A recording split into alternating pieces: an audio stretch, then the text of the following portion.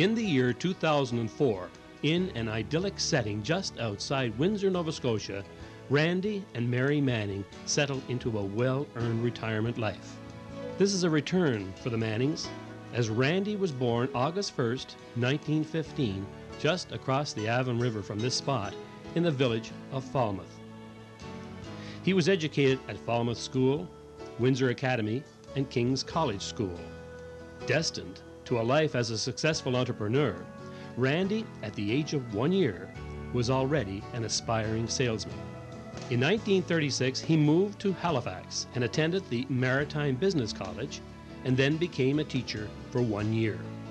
I was 21 when I left Falmouth to go to Halifax and go to the business college. And I was there 1 year, and then I taught for most of the year. In 1938, he was employed as a student in chartered accountancy with the sole proprietorship of H.R. Doane and Company, now Grant Thornton. I became an accountant more or less by default. It was a job I got in the Depression that was offered to me. And I thought I would like it, and I found out in the end that I loved it. If I hadn't got into that, I think I'd like to have been a journalist.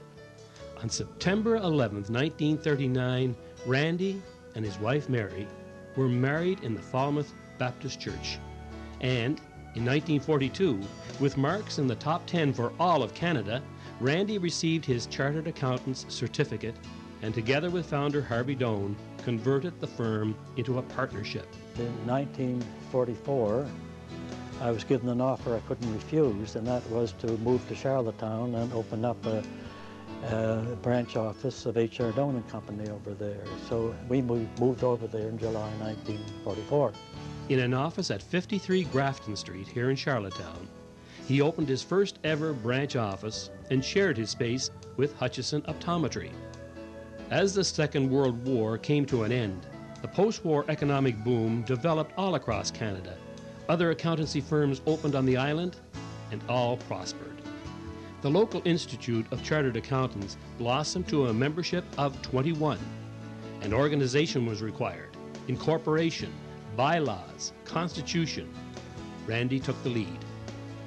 Soon, with the help of 4 amalgamations, the practice was expanded to include 65 persons in Charlottetown, Summerside, and Montague. They built a clientele not only on Prince Edward Island, but also in the Magdalen Islands, in Nova Scotia, and New Brunswick. He represented the Atlantic provinces on the Executive Committee from 1955 to 1957. And when the PEI Institute needed a national president, his colleagues selected him. On the Executive Committee, he served as second and first vice presidents, and then as president for the 1967-1968 term. I think I've had a lot of very pleasant and a few unpleasant experiences in my lifetime. And now at my age, I'm looking forward to, as some people say, doing nothing. Randolph Manning was so fond of professional accounting, he made an arrangement at age 60, after he retired, to work at Grant Thornton on a part-time basis. And this went on for nearly 20 years. From 1975 until 1978, Randy served on the Board of Governors of the Atlantic Provinces Economic Council and became a sessional lecturer in taxation at UPEI, the first time this subject was added to the curriculum.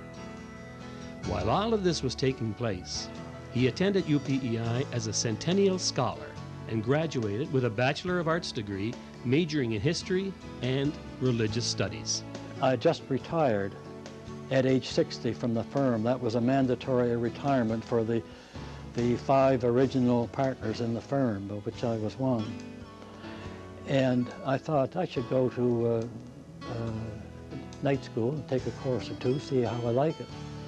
And my first course was on Canadian history, and I found that I could still memorize and study and get good marks. So I thought I'd take it another year or two and add another course to it. And when I got along far enough, 5 years or so, well, I thought if I keep this up, I can take 40 courses and I'll get a bachelor's degree.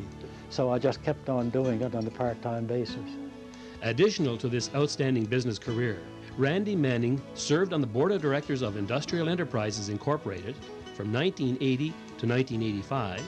Some of the additional awards bestowed on Randy Manning during his career included a fellowship in the chartered accounting profession, a Paul Harris Fellowship in Rotary International, the Canadian Silver Jubilee Medal commemorating the 25th anniversary of Queen Elizabeth's ascending to the throne, appointment to the position of Adjunct Associate Professor at UPEI, and an honorary membership in Rotary International on his move from Charlottetown to Windsor, Nova Scotia in 2004. If anyone should ask me what the title of the song I like the most, I think I would say The Glory of Love. Glory of love. You've got to give a little, take a little, and let your poor heart ache a little.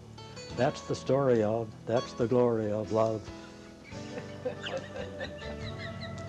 I'm looking forward to, as some people say, doing nothing.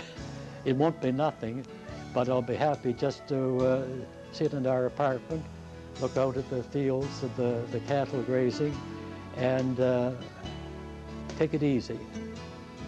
Yes, he certainly was known as an exceptional islander, and the values which underlined his success will undoubtedly become signposts for succeeding generations of Prince Edward Island entrepreneurs.